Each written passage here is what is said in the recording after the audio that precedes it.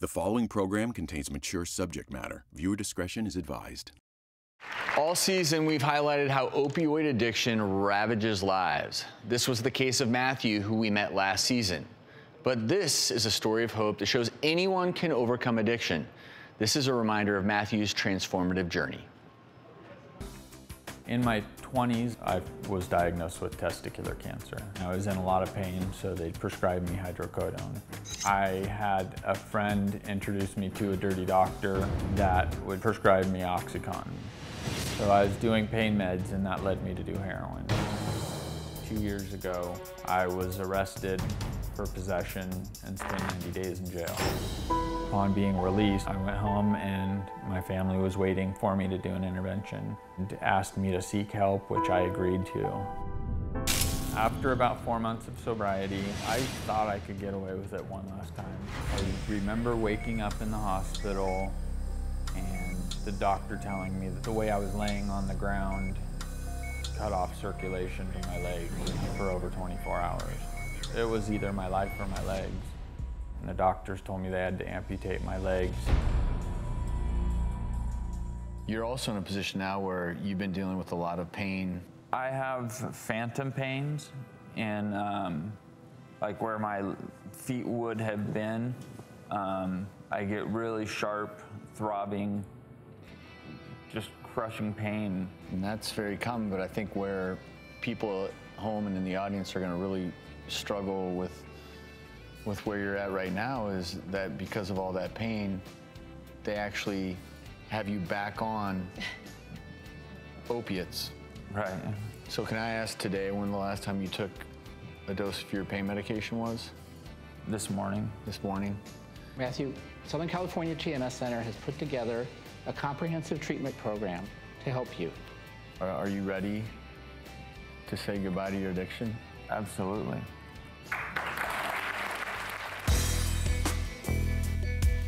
I never would have thought at 41 years old I'd be moving back in with my parents, but here I am. During the course of treatment, we've been able to get him off of the opiates and really eradicate his depression.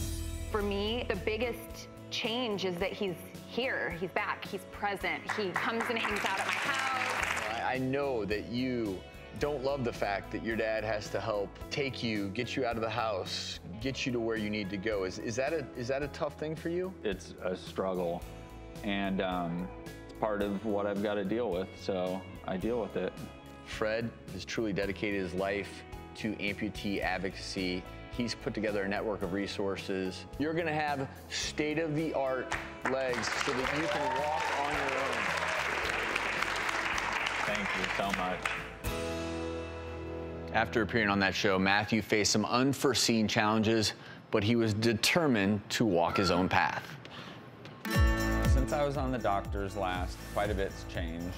I've got a new lease on life. I feel invigorated and really ready to take on all my goals.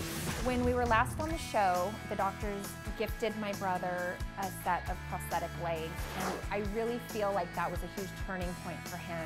Soon after, he found a boot camp for bilateral above-knee amputees. He asked me to join him in Oklahoma City, and we went to this boot camp together where he was able to see other people just like him, living full lives, doing all of the activities that he thought he wasn't going to be able to do anymore. We felt that Matt had a lot of presence, a lot of energy, and he just needed to be able to get up and utilize that energy to walk. Bilateral above knee boot camp was awe-inspiring. It made me realize that there was a direct path to success in walking. Soon after we arrived at boot camp, we realized that the legs given to my brother from the doctors weren't quite the right fit for him. It's actually the mechanical knees weren't going to allow me to live an active lifestyle like they thought I should be able to live.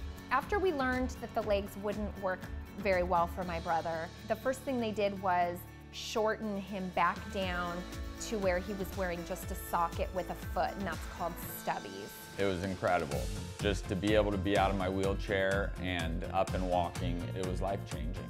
And by lowering him back down, he regained tons of mobility. He was able to start moving around a lot more freely and unassisted. And I didn't really realize it at the time, but they were actually preparing his body for what would come in the future. So I walked on stubbies for 2 months until June 20th. When I went into my prosthetic appointment, I was surprised to see Kevin Carroll there, and he had a pair of Sea Leg 3s to be loaned to me. Matt is ready for some very advanced technologies. So I decided I would try out some microprocessor knees, and he just blew us away. I was totally scared because I knew I was going to have to bolt those things on and walk on them.